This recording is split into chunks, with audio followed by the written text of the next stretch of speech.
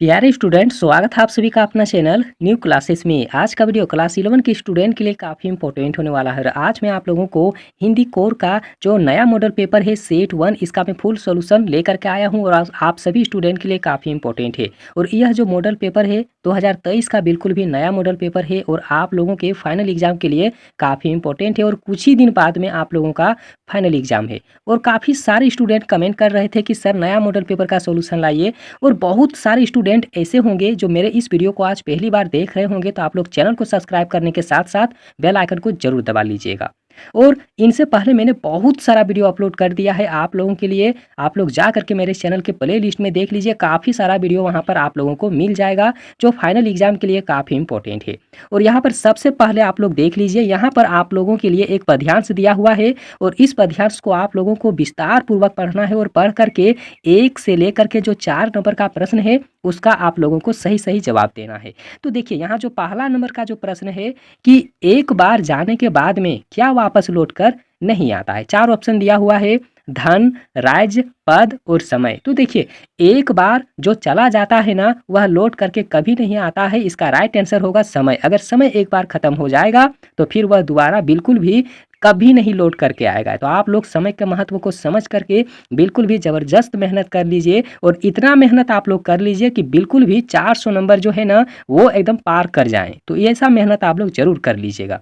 दूसरा नंबर का प्रश्न देख लीजिए कि बहती नदी के माध्यम से कवि क्या सिद्ध करना चाहता है। तो देखिए समय का जो महत्व है ना यही तो सिद्ध करना चाहता है कवि। अगला प्रश्न देखिए कि जीवन के किस प्रकार के लोग प्रगति करते हैं। याद रखिएगा जीवन में किस प्रकार के लोग जो होते हैं वो प्रगति करते हैं। तो देख लीजिए यहाँ पर दिया हुआ है ना फर्स्ट नंबर में कि योजना बना करके जो काम करते हैं वही सक्सेस करता है और आशा का प्रबल भाव रखने वाले जो लोग होते हैं वही बिल्कुल भी सक्सेस करता है। तो उपरोक्त यहाँ जो दिया हुआ है ना दोनों बिल्कुल इसका करेक्ट आंसर होगा।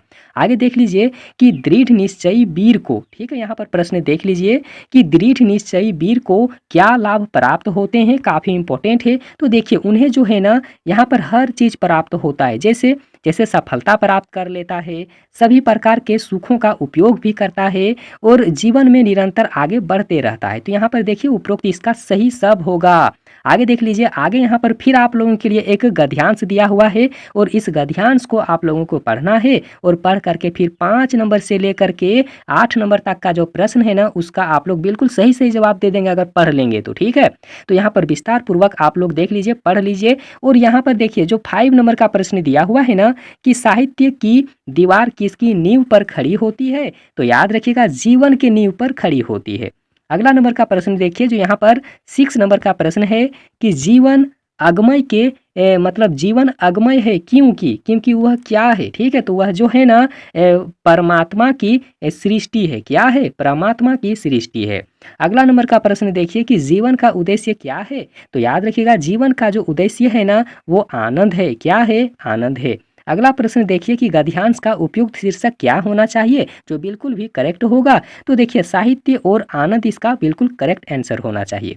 अब देखिए 9 नंबर का जो प्रश्न है ना यहाँ पर है अभिव्यक्ति और माध्यम वाला जो प्रश्न है वो बहुत सारा इंपॉर्टेंट सवाल है। तो यहाँ पर देखिए 9 नंबर का जो प्रश्न है कि जन संचार का श्रव्य माध्यम कौन सा होता है। तो यहाँ पर देखिए ऑप्शन जो आप लोग देख रहे हैं ना ऑप्शन के अनुसार आप लोगों को बिल्कुल भी करेक्ट जवाब देना है, ठीक है।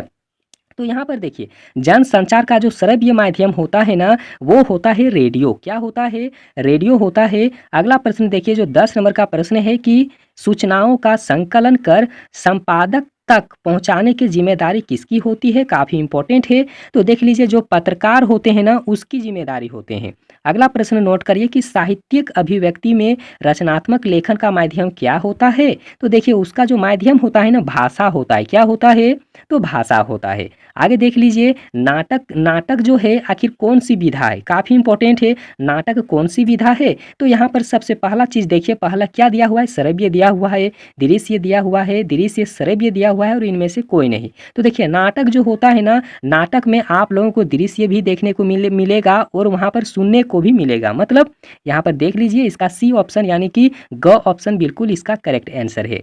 आगे देख लीजिए जो 13 नंबर का प्रश्न है कि आम तौर पर कार्यालयी पत्र को क्या कहते हैं? काफ़ी इंपॉर्टेंट है, इसको याद रखिएगा। औपचारिक पत्र भी कहा जाता है। क्या कहा जाता है? औपचारिक पत्र कहा जाता है। आगे नोट करिए कि वर्तमान समय में जनता तक पहुँचने वाले समाचार कहाँ से प्राप्त होते हैं? तो देखिए कहाँ से प्राप्त होते हैं? इनमें से सभी से। मतलब समाचार समितियों द्वारा प्राप्त होता है, इंटरनेट के द्वारा प्राप्त होता है और प्रेस विज्ञापितियों द्वारा प्राप्त होता है। मतलब इनमें से सब इसका करेक्ट आंसर होगा। आगे देख लीजिए कि फीचर लेखन में कितने आयाम होते हैं? काफ़ी इंपॉर्टेंट सवाल है, तो याद रखिएगा 3 आयाम होते हैं। और यहाँ पर अगला प्रश्न देखिए कि नोटिस का हिंदी रूप क्या होता है? तो नोटिस का हिंदी रूप सूचना होता है। क्या होता है? सूचना होता है। अगला प्रश्न नोट करिए कि पत्राचार किसकी अभिव्यक्ति का सरल तरीका होता है? तो देखिए यहाँ जो दिया हुआ है ना, इनमें से सभी का सरल तरीका है। मतलब यहाँ पर देखिए व्यसनों, विचारों और संकेतों, बिल्कुल भी यहाँ पर देख लीजिए घ ऑप्शन इसका सही होगा। आगे देख लीजिए जो 18 नंबर का प्रश्न है कि वह हिंदी जिसका प्रयोग दैनिक व्यवहार में, वाणिज्य में, पत्राचार में, प्रशासन में और व्यापार, चिकित्सा में, योग में, संगीत में, विज्ञान में, प्रौद्योगिकी आदि क्षेत्रों में होता है, उसे क्या कहा जाता है? तो उसे जो है ना, उसे मतलब 18 का देख लीजिए कार्यालयी हिंदी कहा जाता है। उसे क्या कहा जाता है? तो कार्यालयी हिंदी कहा जाता है। अब यहाँ पर अगला जो आप लोगों का प्रश्न है ना 19 नंबर का, और यह आप लोगों के पाठ्य पुस्तक से है, ठीक है? तो इसका जवाब तो आप लोग बिल्कुल आसानी से दे पाएंगे क्योंकि आप लोग पढ़े हैं, ठीक है? तो यहाँ पर देख लीजिए, यहाँ जो है ना पद्यांश दिया हुआ है किताब वाला।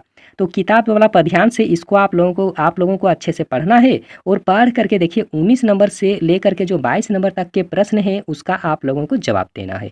तो देखिए यहाँ जो पहला प्रश्न है ना कि प्रस्तुत पंक्तियों के रचयिता कौन है? तो देखिए सुमित्रा नंदन पंत इसका राइट आंसर होगा।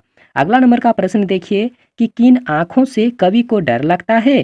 तो यहाँ पर देखिए जो किसान की आँखें हैं ना, उससे कवि डर जाते हैं। यहाँ पर देखिए जो दिया हुआ है ना कि चिर शोषित किसान की आँखों से, तो यहाँ पर घ ऑप्शन इसका करेक्ट आंसर होगा। आगे देखिए अगला जो प्रश्न है ना 21 नंबर का कि किसान की आँखों की तुलना किससे की गई है? तो याद रखिएगा अंधेरी गुफा से किया गया है। अगला प्रश्न आप लोग नोट करिए कि दारुण दैन्य दुख में कौन सा अलंकार छुपा हुआ है? तो इसमें जो है ना अनुप्रास अलंकार छुपा हुआ है। आगे नोट करिए कि मीरा को 20 का प्याला किसने भेजा? तो याद रखिएगा मीरा को 20 का प्याला जो है ना उसके राणा ने भेजा था। किसने? तो राणा ने भेजा था। यहाँ पर 23 का ख बिल्कुल करेक्ट आंसर होगा। और अगला प्रश्न आप लोग देख लीजिए जो 24 नंबर का प्रश्न यहाँ पर आप लोग देख रहे हैं ना, थोड़ा बड़ा कर दिया ताकि आप लोग अच्छे से देख लें, ठीक है? देखिए 24 नंबर का जो प्रश्न है ना कि रो पड़े होंगे बराबर पांचवें का नाम लेकर पंक्ति में पांचवा कौन है? ठीक है, यहाँ पर देख लीजिए, अच्छे से समझ लीजिए कि रो पड़े होंगे बराबर पांचवें का नाम लेकर पंक्ति में पांचवा आदमी आखिर कौन है? तो देखिए कौन हो, यहाँ पर देखिए कवि इसका राइट आंसर होगा, कवि होगा, ठीक है?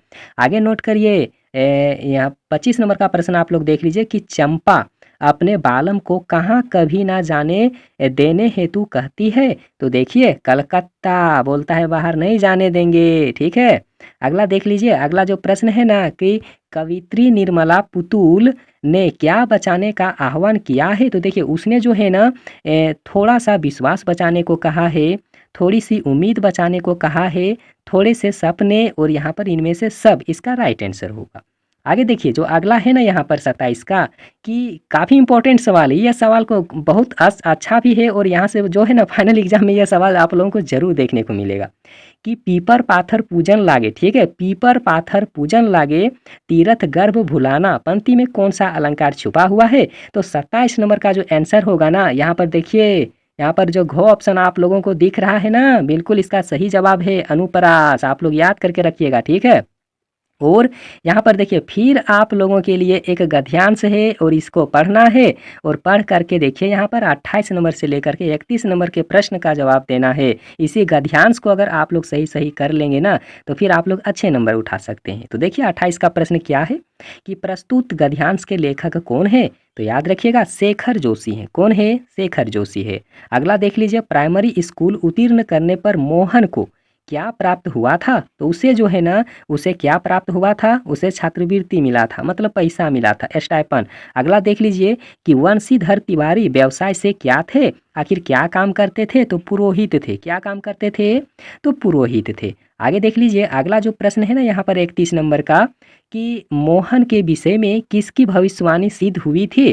तो याद रखिएगा यहाँ जो मास्टर त्रिलोक सिंह है ना इसकी भविष्यवाणी जो है ना बिल्कुल भी सच हो गया था। आगे देख लीजिए 32 नंबर का जो प्रश्न है कि मियाँ नसरुद्दीन को, ठीक है, मियाँ नसरुद्दीन को कौन सा इल्म अपने वालिद उस्ताद से प्राप्त हुआ था? याद रखिएगा मियाँ नसरुद्दीन को कौन सा इल्म अपने वालिद मतलब उस्ताद से प्राप्त हुआ था? तो इसका राइट आंसर होगा नानबाई। क्या होगा? नानबाई इसका राइट आंसर होगा। और अगला प्रश्न नोट करिए कि नादिर शाह ने दिल्ली में कत्लेआम के समय किसके अनुरोध पर कत्लेआम रोक दिया था? तो इसका राइट आंसर होगा शाहजहां। क्या होगा? शाहजहां बिल्कुल करेक्ट आंसर होगा। आगे देख लीजिए कि मोहन के पैर अनायास किस टोले की ओर मुड़ गए थे? तो देख लीजिए इसका जो राइट आंसर होगा ना 34 का शिल्पकार की ओर मुड़ गए थे। आगे देख लीजिए जो 35 नंबर का प्रश्न है ना कि किस पाठ में भारतीय शासन तंत्र पर उसकी कमजोरियों पर चोट किया जाता है? तो इसका राइट आंसर होगा भारत माता। अगला प्रश्न आप लोग नोट करिए कि सैयद हैदर रजा के अनुसार चित्रकला क्या होता है? तो उनके अनुसार जो है ना आत्मा का ताप होता है। क्या होता है? आत्मा का ताप होता है चित्रकला। अगला नंबर का प्रश्न नोट करिए कि लता मंगेशकर का प्रसिद्ध चित्रपट गायन सर्वप्रथम किस फिल्म पर था? तो बरसात के फिल्म पर था। ठीक है, 37 का क्या होगा? तो ए यहाँ पर देखिए क ऑप्शन बिल्कुल करेक्ट होगा। और 38 का देख लीजिए कि सीधे बरसात से मिलने वाला पानी क्या कहलाता है? ये भी काफ़ी इंपॉर्टेंट है। तो देखिए जो सीधे बरसात से जो पानी मिलता है ना उसे पालर पानी कहा जाता है। क्या कहा जाता है? तो पालर पानी कहा जाता है। अगला देख लीजिए कि बेबी ने अपनी किताब किस भाषा में लिखी थी? तो याद रखिएगा बांग्ला भाषा में लिखा था। ठीक है। और देखिए इस मॉडल पेपर का बिल्कुल भी अंतिम प्रश्न है कि पत्रिका में ऐसा कौन सा नाम लिखा हुआ था जिसे देख करके बेबी आश्चर्यचकित हो गया था? तो उसमें लिखा हुआ था आलो अंधारी बेबी। क्या? आलो अंधारी बेबी उसमें लिखा हुआ था, इसीलिए वह आश्चर्यचकित हो गया। और इसके बाद में भी आप लोगों के लिए और काफ़ी सारा वीडियो आने वाला है। आप लोग चैनल को सब्सक्राइब कीजिए और साथ ही बेल आइकन को जरूर दबाइएगा। और वीडियो देखने के लिए बहुत बहुत धन्यवाद।